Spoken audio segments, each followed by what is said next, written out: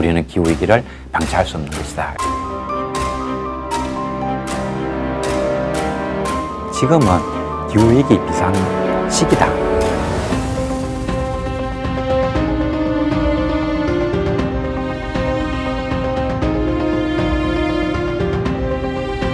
(40% 정도의 식물만 살아남고 나머지 58%는 멸종한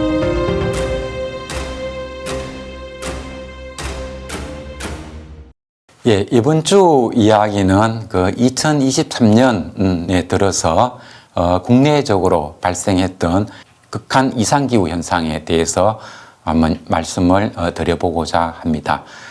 지난 3월 8일에 기상청에서 보도문을 하나 낸 게 있는데요. 지난 겨울 국내적으로 기후가 어땠는가 하는 그 특성을 정리한 내용입니다. 그 내용의 핵심은 무엇인가 하면 기후의 널뛰기 현상을 이야기를 하고 있습니다. 지난 겨울 같은 경우에도 보면 지난 겨울이 따뜻한 겨울이었을까 혹은 저온인 겨울이었을까 이렇게 생각을 해보면 상당히 헷갈립니다. 왜냐하면은 따뜻한 날도 많이 있었고 그런가 하면은 설날에 닥쳤던 대한한파와 같이 엄청나게 추운 날도 있었습니다.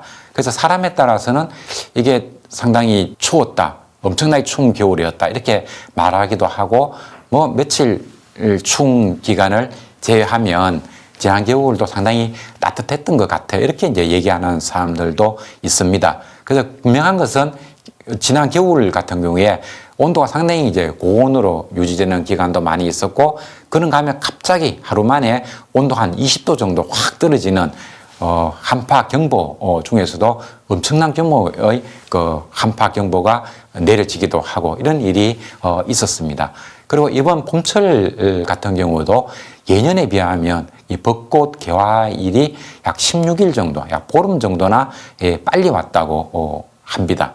그 이유가 뭔가 들여다보면 이번 봄철에 강수 현상이 굉장히 없었습니다. 그래서 햇빛이 많이 내리쬐이고 그러다 보니까 온도도 상당히 높았고 그래서 이게 벚꽃이 예년에 비해서 너무나 빨리 피게 되었고 그리고 보통 이제 벚꽃이 뭐 올해도 그걸 완전히 부인할 수는 없습니다만 남쪽에서 벚꽃이 피어서 상당히 한 보름 이상에 걸쳐 가지고 서서히 서울까지 벚꽃이 남쪽에서 북쪽으로 이렇게 올라옵니다만은 금년의 경우에는 서울이나 저 남쪽 지방이나 큰 그 날짜의 차이 없이 한꺼번에 벚꽃이 왕창 피어버리는 이런 현상들도 볼 수가 있었습니다. 그러면서도 또 3월에 반짝 추위도 몇 차례 다가왔습니다.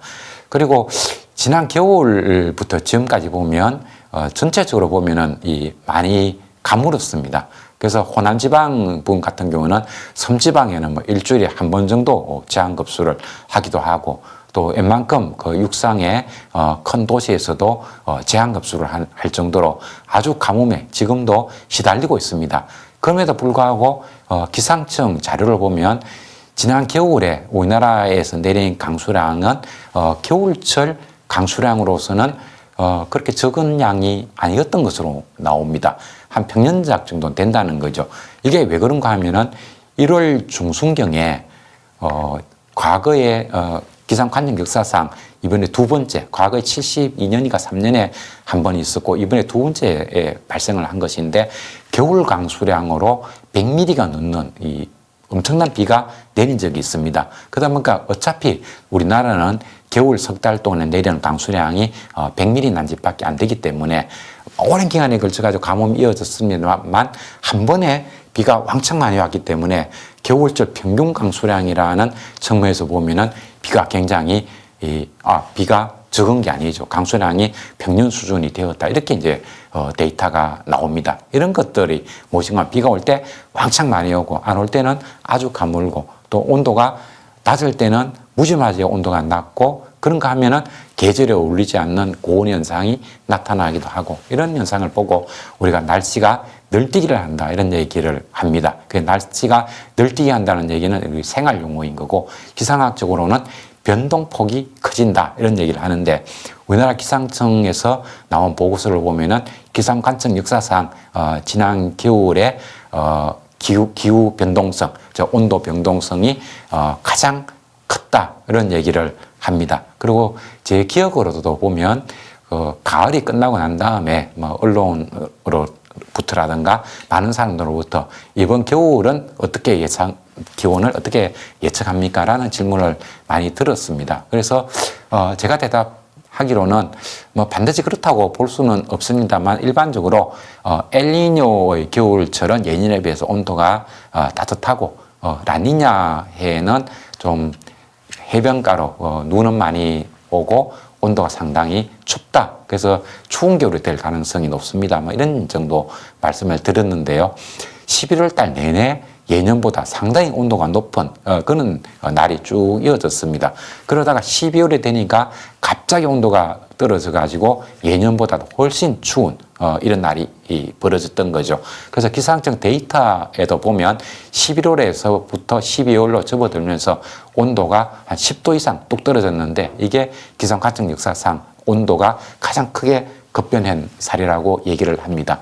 이런 사례를 다 모아서 기후 변동성이 커졌다 이런 얘기를 합니다. 이 문제를 해외에서는 어떻게 나타났고 우리나라에서는 또 어떻게 나타났는가 하는 것을 좀 살펴보도록 하겠습니다. 예, 지난 2월에 해외에서 있었던 가장 충격적인 기후 현상을 얘기를 하자면 이 브라질의 카니발 축제를 덮쳤던 이 폭우를 생각해 볼 수가 있겠습니다. 이 우리나라 뉴스 연합뉴스 TV에서도 보도를 한 것인데요. 하루 동안에 무려 비가 600mm나 쏟아졌습니다. 그래서 이것은 인류가 1850년 이래로 기상 관측을 많이 해왔는데 관측 역사상 최고의 강수량이다라는 얘기를 하고 있습니다. 물론 이거는 이제 브라질에서 기상 관측 역사상 비가 가장 많이 왔다는 얘기입니다. 다른 나라로 가면 또 이거보다 더 많은 비가 온 사례도 있기는 합니다. 근데 600mm가 얼마나 많은가 하면은 작년 가을에 강남 폭우를 일으켰을 때 하루 동안에 비가 340mm가 쏟아졌습니다.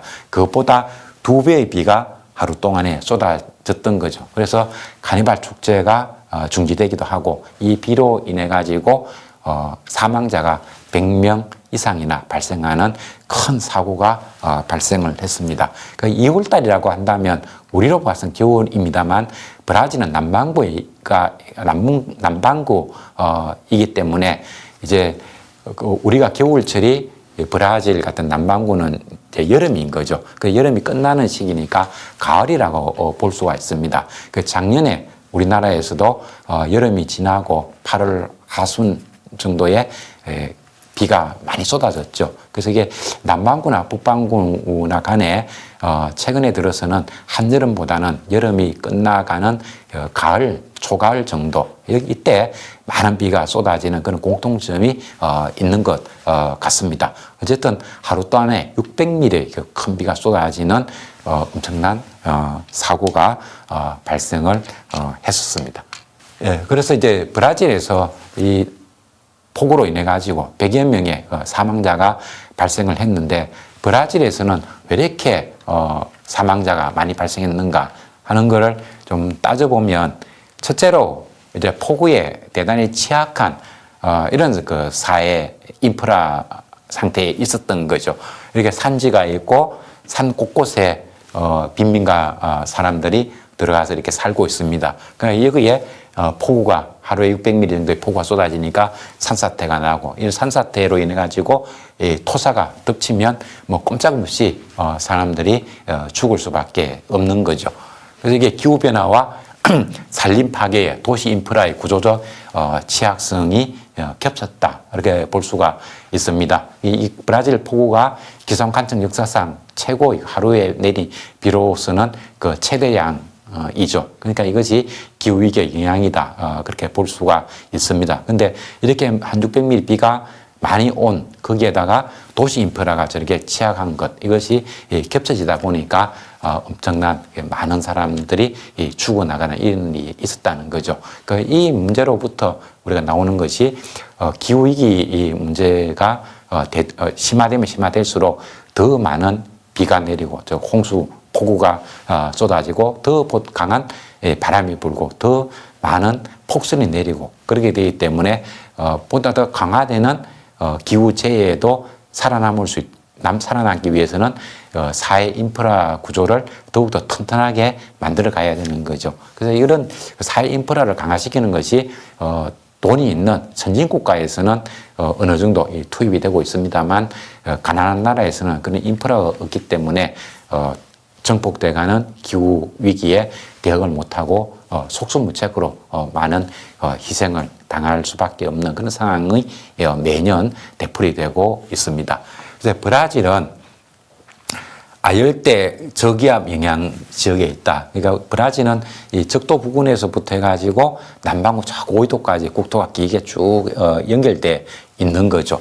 여기서 말하는 아열대 저기압 영향이라고 하는 것은 적도 부근 그 해양에서 그 저기압이 발생을 하고 그 저기압에 직격을 하는 그런 지역에 있다는 겁니다. 브라질과 아르헨티나가 이제 붙어 있는데 아르헨티나의 경우는 브라질에 비해서 강수량이 상당히 적은데 그건 이제 아르헨티나는 태평양 쪽에 붙어 있고요. 이때 아열대 저기압하는 것은 쪽에서 만들어지는 저기압의 영향입니다. 그래서 이 저기압의 영향에 브라질이 가까이 붙어 있기 때문에 브라질에서는 아르헨티나에 비해서 비가 많이 오고 그런 날씨가 습한 이런 기후적 특성을 가지고 있습니다. 그래서 이 브라질은 매년 이때 여름이라든가 여름이 끝날 때쯤 되면은 아열대 저기압 영향으로 매년 반복되다시피 폭우 피해를 받고 있기는 합니다. 그런데 금년에는 그 정도가 매우 심각했다. 그렇게 정리가 되겠습니다. 그래서 이게 브라질에 이렇게 큰 비가 내린 것은 대서양 고온화, 대서양이 지구온난화 현상으로 인해서도 물론 대서양, 태평양 다 수온이 높아지고 있습니다. 그런데 특히 올해 이 시기에 대서양의 고온 현상이 좀 심각했었습니다. 그러다 보니까 바닷물이 떠오르니까 물의 정발이 많이 생기고 수증기가 많이 생겼던 거죠. 그것이 브라질로 내려가서 폭우를 만들어냈습니다. 그래서 대서양 고온의 현상 이게 기후위기 영향이 되겠고 그리고 거기에다가 열대우림, 아마존 열대우림에서도 많은 정발 현상이 생기는 거죠. 그래서 대서양에서 정발된 수증기가 브라질 내륙으로 이동해 갔고 이 바다에서 정발한 수증기가 이동해 갈 때 열대우림에서도 굉장히 많은 정발이 생깁니다. 거기에서 열대우림에서 만들어진 수증기까지 합쳐져서 비로 쏟아졌다는 거죠. 그래서 이 영향으로 이런 폭우 현상이 발생을 했던 겁니다. 그리고 이 지역에서도 인명사고가 많이 난 여기에는 그 라프리타라고 하는 고온지대라고 합니다. 여기서 이제 수증기가 많이 머금은 공기가 육상으로 들어와서 고온지대를 만나게 되면 이 서늘한 공기가 산지를 타고 올라가게 되면 공기가 위로 올라가면 온도가 많이 떨어지기 때문에 수증기가 응결을 아주 급속하게 많이 하게 됩니다. 그러면서 폭우로 내립니다. 이건 마치 우리나라 지리산 폭우하고 비슷하죠. 장마 시기에 그 해양으로부터 수증기를 많이 머금은 고온 다습한 공기가 들어오다가 지리산 쪽으로 치고 올라가게 되면은 지리산 남쪽 사면에서 엄청난 폭우가 쏟아집니다. 우리가 그 지리산 폭우라고 하는 것은 거의 용으로 굳어지다시피 되고 있는데 지리산 폭우뿐만이 아니고 수증기를 많이 머금은 공기가 육상으로 올라가면서 고온지대, 산지를 만나게 되면 그 산지의 상에서 산지의 산면을 타고 올라가면서 엄청난 양의 비가 내리게 됩니다. 그런 조건을 다 갖추고 있었던 겁니다. 이런 조건 하에서 브라질에서 하루에 600mm 폭우가 쏟아지는 이런 사고가 발생을 했었습니다. 예, 그리고 그 미국에서도 2월 달에 아주 놀라운 널뛰기 기후 현상이 나타났었습니다. 그 상황을 이렇게 살펴보면은 2월 23일 날 워싱턴에서 149년 만에 고온 현상이 발생을 했습니다. 그 워싱턴은 상당히 그 고緯도에 위치를 하죠. 그래서 거기에서 27.2도까지 올라간다는 것은 이 상당히 나타나기 힘든 상황입니다. 우리나라에서도 2월 달에 온도가 낮 최고 기온 27도까지 올라갔다고 한다면 사람들이 깜짝 놀랐겠죠. 27도 정도 되면은 거의 반팔로 다녀야 되는 그 정도 온도니까요. 이런 고온 현상이 2월 23일 날 나타났습니다. 그리고 이틀이 지나자 워싱턴에 한파, 그 낮 최고 기온이 4도 정도가 되는 이런 한파가 덮쳤습니다. 그리고 폭설이 쏟아졌던 거죠. 그러니까 이게 완전히 늘뛰기 아닙니까? 23일 날 완전히 여름이 온 것처럼, 초여름이 온 것처럼 온도가 높아졌다가 갑자기 이틀 만에 온도가 27도가 4도가 됐으니까 23도나 떨어졌습니다. 그리고 폭설이 내렸던 거죠. 그리고 2월 24일에서 26일에 걸쳐가지고 LA라든가 샌디에이고도 LA라든가 샌디에이고는 상당히 온도가 좀 높게 나타나는 그런 지역입니다. 그리고 건조한 지역이죠. 여기에 폭설 경보가 내렸고 실제로 어마어마한 그 강설이 내렸습니다. 지난 겨울에 이어서 봄철에도 계속해가지고 3월달이 접어들어서도 우리나라뿐만이 아니고 미국에서도 이런 온도와 변동폭이 굉장히 큰 이런 날이 이어졌습니다. 근데 그게 왜 그런 현상이 생겼을까 하는 것을 요 상정 일기도를 가지고 잠깐 설명을 하자면 여기서 보면 여기 이제 북극이고요. 이쪽으로 가장자리로 갈수록 이제 저위도 적도 지역이 되겠습니다. 그리고 이런 선들은 이제 등고선이라고 얘기를 하는데 이것이 북극권에 기반을 둔 찬공기하고 적도 지역에 기반을 두고 있는 따뜻한 공기 그 사이의 어떤 그 경계라고 볼 수가 있습니다. 그래서 이 북극권에서 남쪽으로 이렇게 뻗어 있는 요 지점을 통해 가지고 북극권의 찬 공기가 이게 내려가고 있다고 생각하시면 되는 거고요. 여기에 보면 이 저위도에서 고위도 쪽으로 치우쳐 있는 등고선이 치우쳐 있는 이런 곳에서는 남쪽에 따뜻한 공기가 이 고위도까지 올라왔다 이렇게 이해를 하면 됩니다. 그래서 미국에서는 여기가 이제 찬 공기가 있는 거고 여기에 따뜻한 공기고 여기 다시 찬 공기 이쪽에 옆에 가면 또 따뜻한 공기가 이렇게 나타나는 거죠. 여기 이런 게 이제 작은 파동이라고 얘기하는데 이것이 서쪽에서 동쪽으로 쭉쭉쭉 이동을 해 갑니다. 이런 파형이.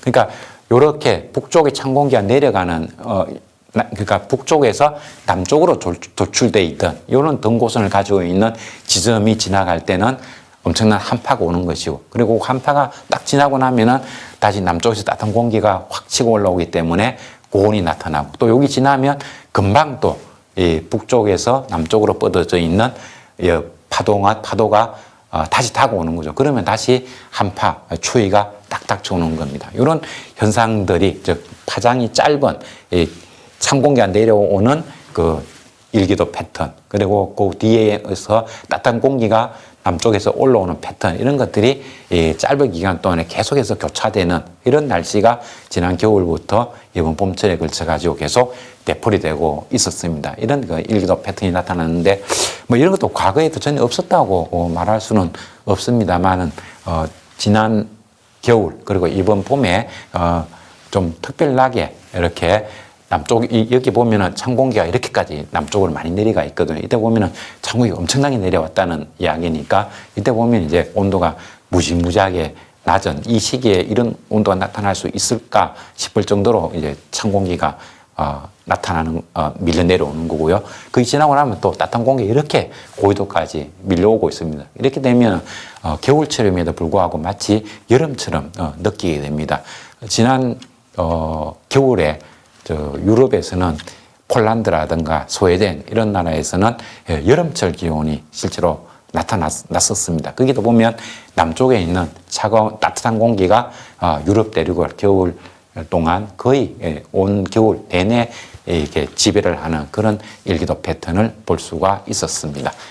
그래서 그 미국 캘리포니아 지역 보면은 앞에 제가 그 그림을 설명할 때 그 LA하고 캘리포니아에 있는 LA라든가 샌디에이고 이런 곳에서 굉장히 온도가 높은 이런 상황이 벌어졌다라고 얘기를 했었는데 여기에서 눈폭탄, 물폭탄 이런 현상들도 또 발생을 했습니다.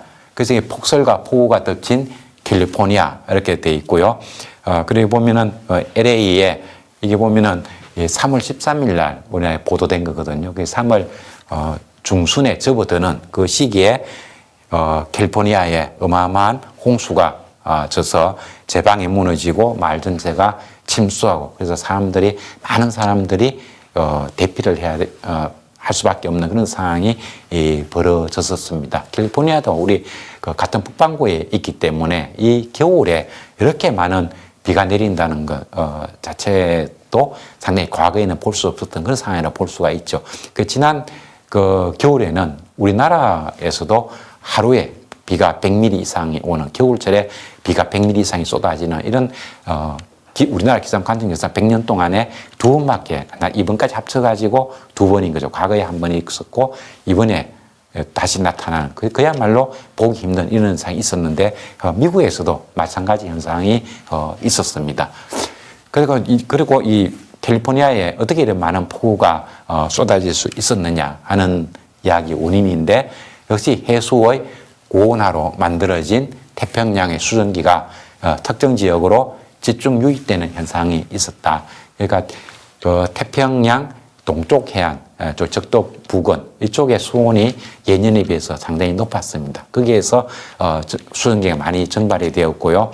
그것이 좁은 영역을 통해 가지고 수증기가 고온 다습한 수증기가 캘리포니아 쪽을 향해 가지고 엄청나게 진입을 해온 겁니다. 이런 것들을 이제 우리가 대기의 강이다 이런 표현을 씁니다. 우리나라 2021년도 장마철에 낙동강 그리고 섬진강 쪽에 어마어마한 폭우가 쏟아져 가지고 강의 본류 2개 무너지는 이런 사고가 벌어졌었는데 그때 언론 보도 자료를 보면은 필리핀, 대만 이 해안 쪽으로 해가지고 우리나라 장마전선 쪽으로 대기의 강을 형성하면서 저희도 지역에서 증발한 많은 수증기가 우리나라 쪽으로 유입해 왔다 이런 얘기가 나옵니다. 그래서 이거 보면은 대기의 강이라는 이런 용어가 최근에 많이 나오는데 이것은 우리나라에서 나타나는 것이고 다른 나라에서 볼 수가 있는데 이 대기의 강은 하늘에 마치 강물이 흘러가듯이 아주 좁은 영역을 영역 쪽으로 저희도 쪽에서 형성된 수증기가 고위도 내륙 쪽으로 진입해 가는 그 경로를 대기의 강이라고 얘기를 합니다. 이것을 이제 캘리포니아에서는 파인애플 익스프레스라고 부른다고 합니다. 여기 말하는 대기의 강을 지칭하는 이름이 되겠습니다. 그 파인애플 익스프레스 특급이란 이야기죠. 이 현상이라고 불림. 뭐가 하면은 대기의 강이 그래서 수증기가 무지무지 많이 들어와서 그것이 응결해서 비로 쏟아진 것이 캘리포니아의 3월 달에 나타난 홍수였다는 겁니다. 그래서 이렇게 기후변화로 인해 가지고 해수 온도가 높게 형성이 되면 그곳에서 수증기 증발이 많이 생기고 그것이 또 그렇게 바다에서 증발된 수증기가 내륙 쪽으로 진입해 볼 수 있는 조건이 갖춰지면 열대 해역에서부터 내륙으로 수많은 수증기가 올라올 수 있고요. 그때 때를 맞춰서 만약에 북쪽의 찬 공기가 내려오게 된다면 그 대기의 강을 통해서 올라온 수증기와 북쪽의 찬 공기가 만나게 되겠죠. 그럴 때 구름이 엄청나게 많이 만들어지고 그때 구름에서는 응결 현상이 많이 생기고 그리고 구름 속에서 이 눈이 많이 만들어지는 거죠. 그러면서 이 폭설이 내립니다. 그래서 지난 겨울에 미국 동부 지역에서 보면은 하루 동안에도 뭐 수미터 되는 이런 폭설이 막 쏟아지고 했었죠. 그게 바로 이런 대기의 강이 형성되고 그때 북쪽에 있는 찬 공기가 내려오고 그러면서 만들어낸 기후체가 되겠습니다. 예, 그래서 이게 최근에 보면 이제 이거는 기후체로 인한 피해가 굉장히 많이 발생을 합니다. 그래서 뭐 수주 전에 제가 뮌헨 보험회사에서 말하는 기후재해 보상금 나가는 문제들 제가 잠시 소개를 했었는데 뮌헨 보험회사에서 그런 얘기를 하죠. 이제는 연간 1,000억 달러 이상씩 보험료가 기후재해 때문에 지출되는 것이 일상화되었다라는 얘기를 하고 있습니다. 그리고 작년에도 예외 없이 1,000억 달러 이상의 보험금이 기후재해 때문에 지급이 되었습니다. 그중에 상당 부분이 미국 캘리포니아 허리케인 이안이 덮쳤던 플로리다에 지출이 되었죠. 그리고 그 이외에도 미국에서는 옆에 그림에서 볼 수 있듯이 각지에서 다양한 기후재해가 발생을 했습니다. 그래서 기후재해 피해액이 214조 원이 넘었다. 우리나라 돈으로 한 214조가 넘었다고 얘기를 합니다. 우리나라 1년 예산이 한 600조 정도 된다는 걸 생각해 보면 이 기후재해가 얼마나 큰가 하는 것을 우리가 짐작해 볼 수가 있습니다. 그래서 2022년은 지난 2015년 이후에 허리케인 활동은 가장 약했다. 즉 허리케인이 생성된 개수는 굉장히 적었다. 그런 이야기입니다. 허리케인 활동이 가장 약했다는 얘기는 허리케인이 발생 개수는 적었다. 그런데 대신에 만들어진 허리케인은 매우 강했다는 거죠. 그래서 이게 허리케인, 태풍 이런 강도를 얘기할 때는 카테고리 1부터 5까지 분류를 하는데 카테고리 4 이상이 되면은 초강력 태풍이 됩니다. 5가 되면 거의 살인적 태풍이 되겠죠. 근데 작년 경우에 미국 쪽으로 이렇게 영향을 주었던 허리케인은 발생한 개수는 적었습니다만은 카테고리로 치면 4, 5에 해당되는 강력한 허리케인이었습니다. 그래서 플로리다를 덮쳤던 이안의 경우는 허리케인 카테고리 4에 정도에 해당되는 초강력 허리케인이었습니다.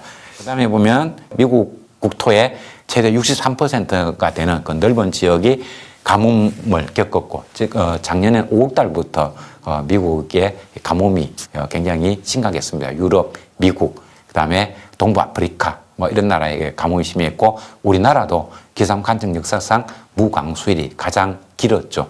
인도도 그렇고 유럽도 그렇고. 그래서 전 세계적으로 가뭄 현상이 굉장히 심각했습니다. 그래서 미국에서는 2012년 이후 가장 넓은 면적의 가뭄 영향이 나타났다라고 정리가 됩니다. 그리고 애리조나, 네바다, 캘리포니아, 오리건, 텍사스주 이런 곳에 폭염이 매우 심각해가지고 100명 이상의 사망자가 발생했다. 근데 미국도 아마 이게 사망자 수를 갖다 카운트하는 게 그렇게 명료하게 정리가 돼 있지 않는 것 같습니다. 그래서 언론 보도를 보면은 실제 폭염으로 인한 사망자 수는 이 100명보다 훨씬 많았을 것이다라고 추정이 되고 있습니다. 우리나라의 2018년도 폭염, 역대급 폭염이 있었죠. 2018년에 그때 우리나라에서 발생한 폭염으로 인한 사망자 수가 보면은 48명 공식적으로 그렇게 제시가 되고 있습니다.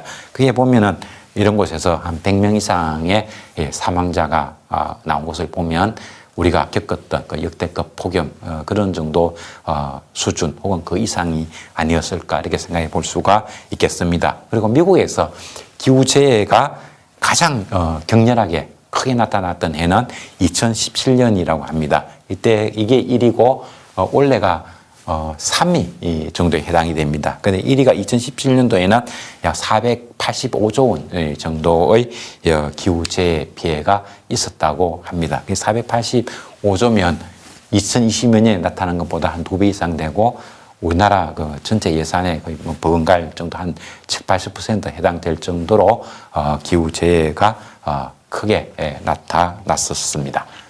그리고 이게 이제 2010년도부터 2020년까지 기후재해가 종류별로 플루딩 하면 홍수, 드라우트 하면 가뭄, 시비어 스톰 하면 강풍 피해 이런 거죠. 겨울철 폭풍이라든가 그다음에 와일드파이어 하면은 산불이 되겠죠. 그다음에 프리즈 하면은 얼음 오는 거, 동상 이런 피해가 되겠습니다. 이런 것들이 얼마나 발생했는가, 막대 그래프가 나타내는 것이고요. 이 끝건선 그래프는 all disaster cost, 그러니까 재해 비용이 되겠습니다.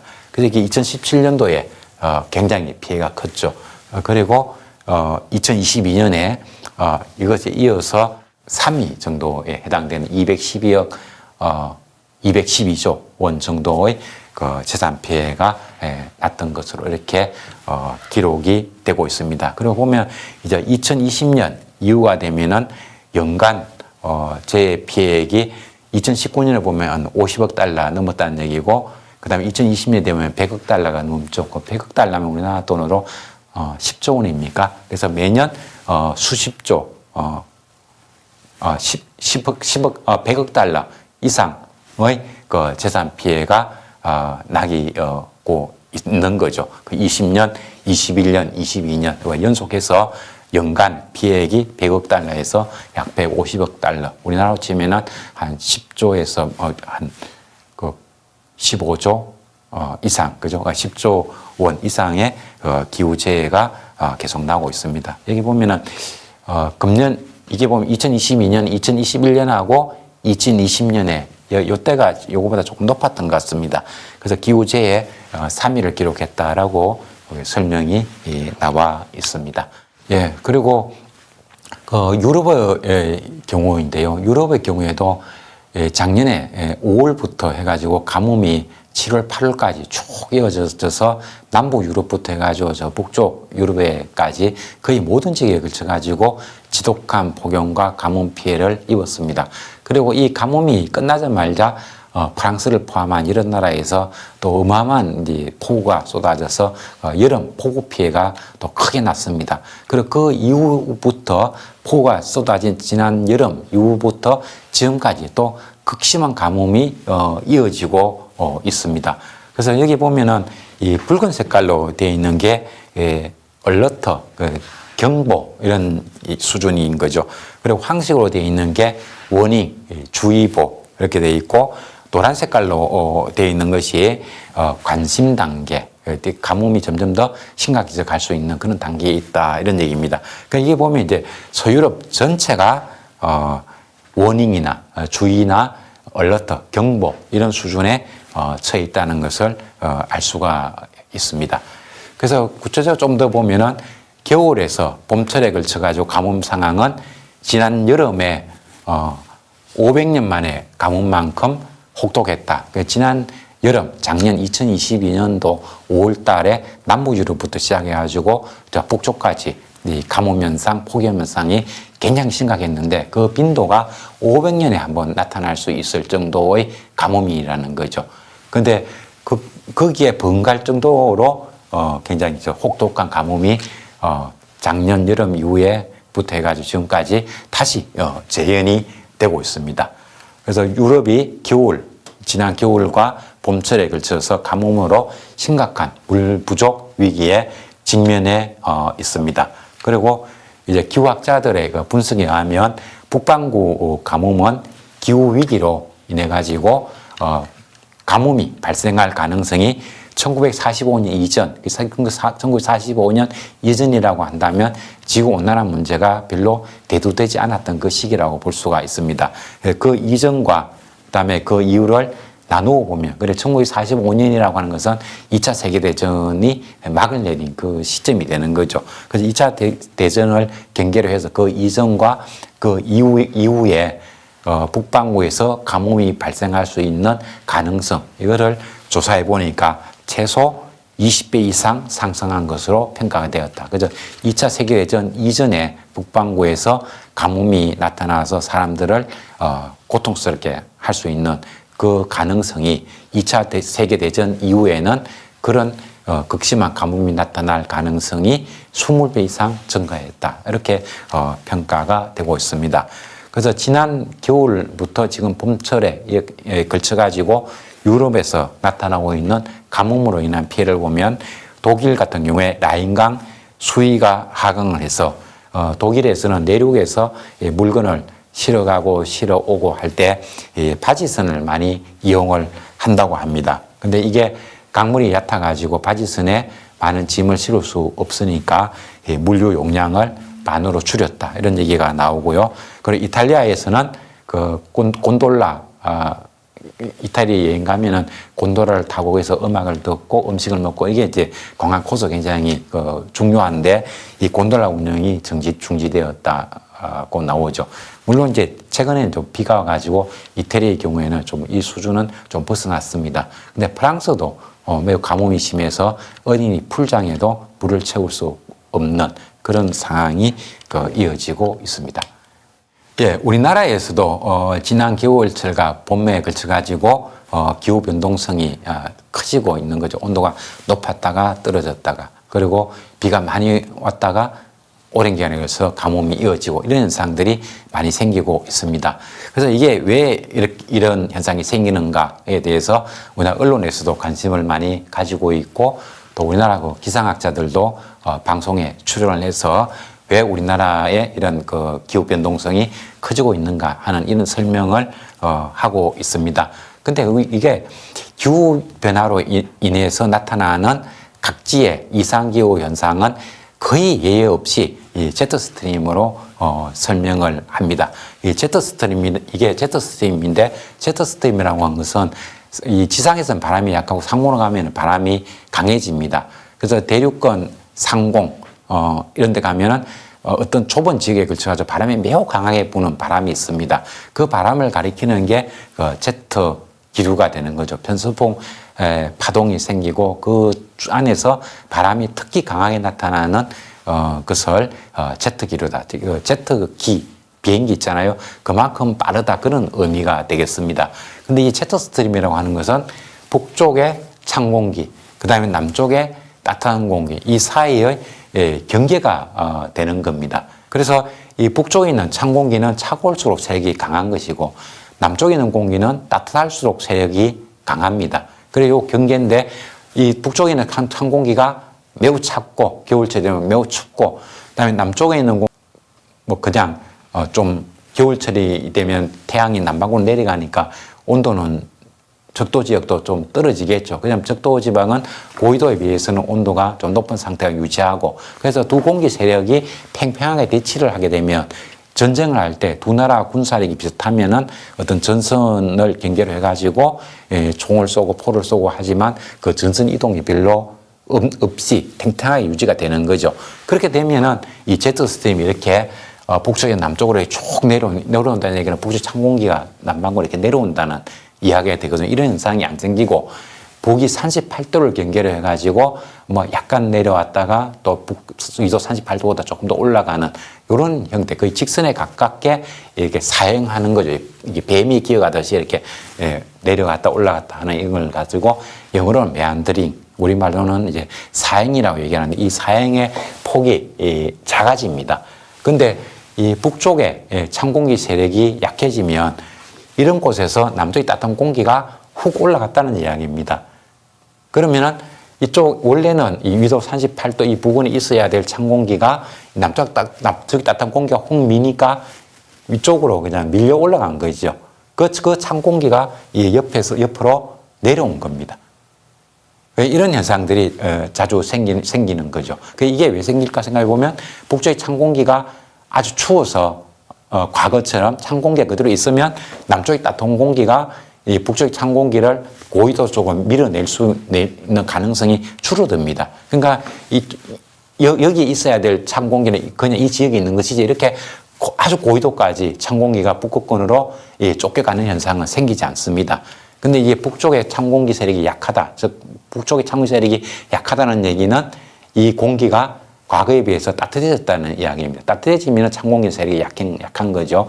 남쪽에 있는 공기는 뜨거울수록 세력이 강해지는 겁니다. 그래서 지구온난화 현상으로 인해서 고緯도일수록 온도 상승 속도가 높기 때문에 과거에 비해서 저緯도와 고緯도 사이 온도차가 자꾸 줄어든다는 거죠. 그 말은 북쪽 공기 세력이 약해진다는 거죠. 그러다 보니까 이 남쪽 따뜻한 공기의 공격을 받으면 이 북쪽 공기는 북쪽으로 툭 이게 밀려날 수밖에 없습니다. 그리고 밀려난 공기는 그 다른 경도들을 따라서 내려올 수밖에 없는 거죠. 즉 사행이 강화된다. 과거에 비해서 훨씬 북쪽의 찬 공기는 더 남쪽으로 내려올 수 있고, 또 남쪽의 뜨거운 공기는 훨씬 더 북쪽으로 올라갈 수 있다는 겁니다.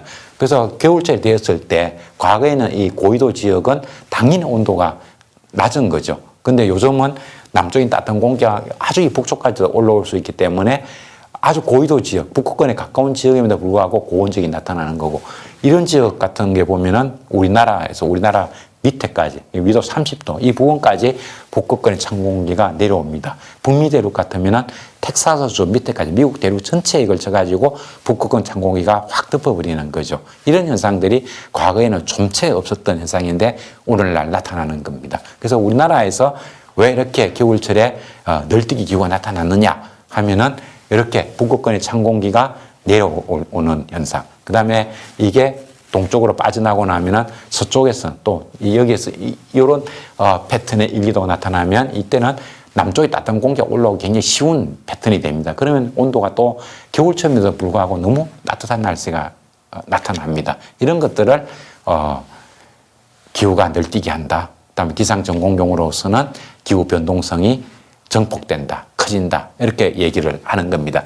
그리고 여기에서 이런 상황, 즉 남쪽에 따뜻한 공기가 올라올 수 있는 호조권, 이 말은 남쪽 바다에서 증발한 고온 따스한 공기가 우리나라 쭉 올라와 있는 거죠. 그 상태에서 북쪽에 찬 공기가 확 내려오면은 우리나라에 존재하고 있던 이 따뜻한 공기와 북쪽에 내려오는 찬 공기가 혼합이 되는 거죠. 그러면서 이 공기를 연결시켜 가지고 비로 내리기도 합니다. 그럴 때 이제 많은 폭우가 쏟아지기도 하는 거죠. 그래서 결과적으로는 이게 기후변화의 원인이다. 기후변화가 원인이다. 기후변화를 인해 가지고 제트스트림이 과거보다 많이 사행을 하기 때문에 널뛰기 현상이 증폭되는 것이다. 이렇게 설명을 드릴 수가 있겠습니다.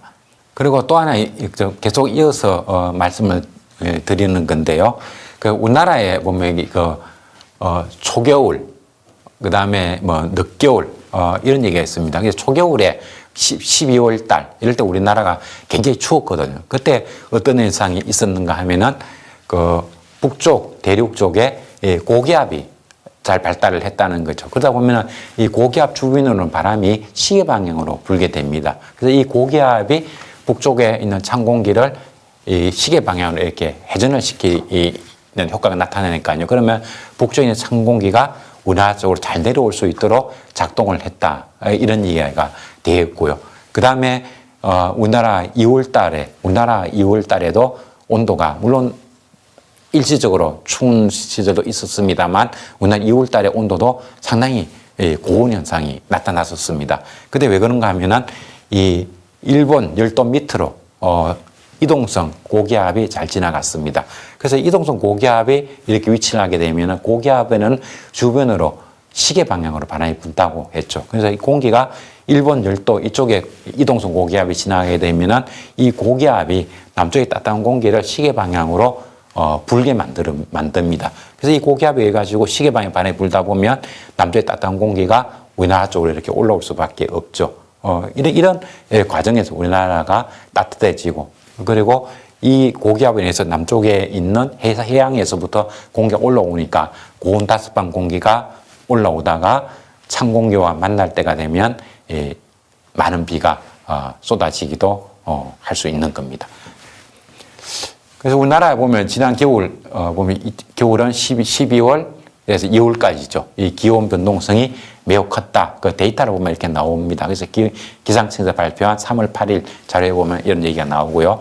그 다음에 그래서 기온이 높고 낮은 날이 큰 폭으로 번갈아 나타났다는 거죠. 그래서 평균을 내면 평균 기온은 평년보다 한 1.5도 정도 낮은 것으로. 그러니까 지난 겨울이 추웠느냐 낮았느냐 이렇게 얘기한다면 온도가 평균적으로 봐도 낮았다고 이렇게 볼 수가 있겠네요.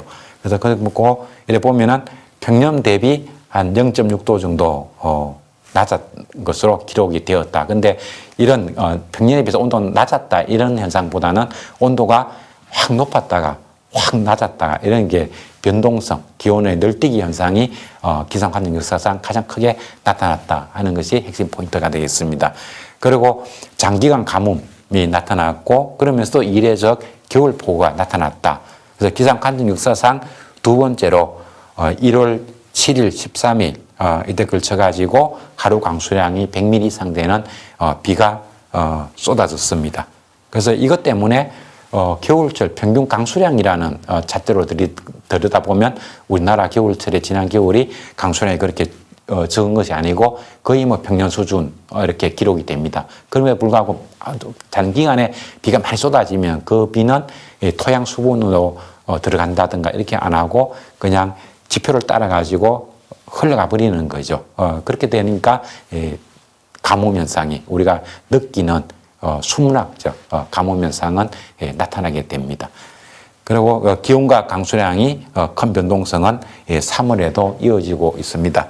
3월 10일하고 23일에 겨울철 비, 초봄이라고 할까요? 3월이니까 초봄에 나타나는 강수량으로서는 적지 않은 비가 3월 10일하고 23일에 또 내리기도 했습니다. 그래서 강수량 데이터로 보면은 과거에 비해서 그렇게 많이 가물었다고는 생각할 수 없습니다만 강우 패턴이 아주 가끔씩 비가 폭우 형태로 쏟아지고 나머지 기간 동안은 가뭄이 비가 오지 않는 날이 쭉 이어지다 보니까 실제로 식수가 부족할 정도로 우리가 실질적으로는 가뭄에 많은 고통을 받는 그런 날들이 이어지고 있는 그런 상황이 되겠습니다.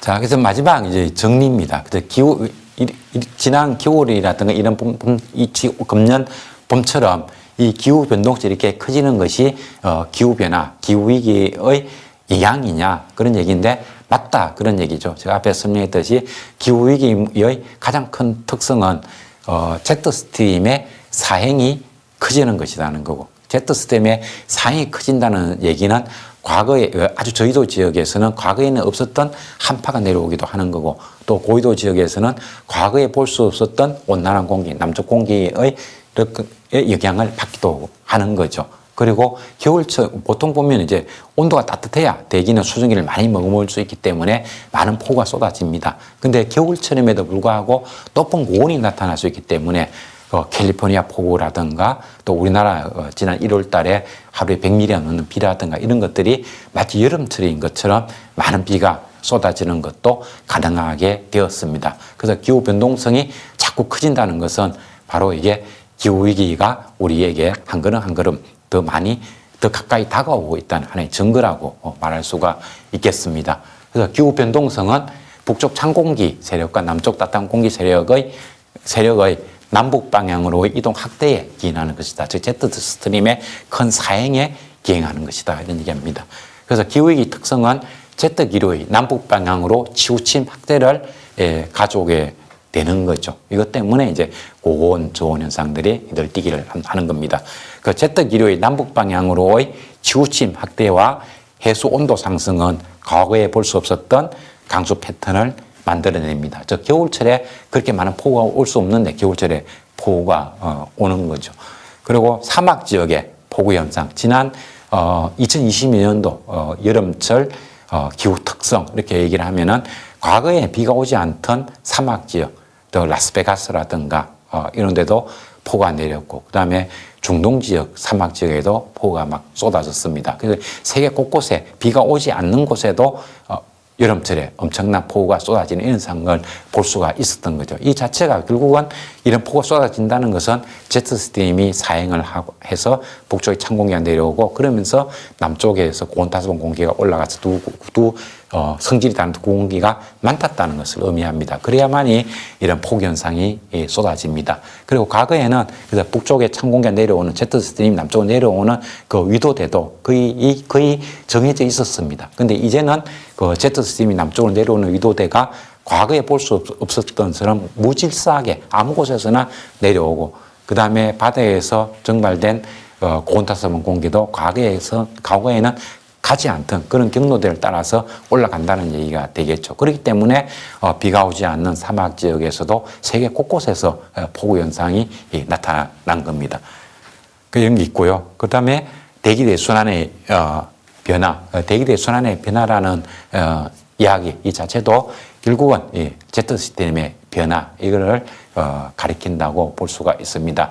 그리고 이게 대기대 순환을 만들 때는 북극권에서 냉각된 공기가 남쪽으로 내려오는 현상, 그 다음에 적도 지역에서 가열된 공기가 고위도 쪽으로 올라오는 현상, 그리고 두 공기가 남쪽에서 올라오는 차가운 따뜻한 공기와 북쪽에서 내려오는 찬 공기 사이에서 공기가 교환되는 그곳이 중위도이고 그 역할을 하는 것이 제트 스트림의 역할이라고 말할 수가 있습니다. 근데 그 특성이 변화하고 있다는 이야기입니다. 그래서 이것 때문에 제가 얘기했죠. 2022년도 겨울철에 유럽의 폴란드라든가 스웨덴 같은 고위도 지역의 유럽에서는 여름의 기온이 겨울 내내 이어졌다라고 얘기를 했습니다. 이런 것들이 계절 특성의 변화라고 말할 수가 있겠지요. 이런 현상들이 세계 곳곳에서 거의 일상적으로 매년 되풀이가 되고 있습니다. 이것이 기후위기가 나타났다는 하나의 좋은 사례다. 이렇게 말씀드릴 수가 있겠습니다. 이번에 준비한 강연 자료는 여기까지가 되겠습니다. 고맙습니다.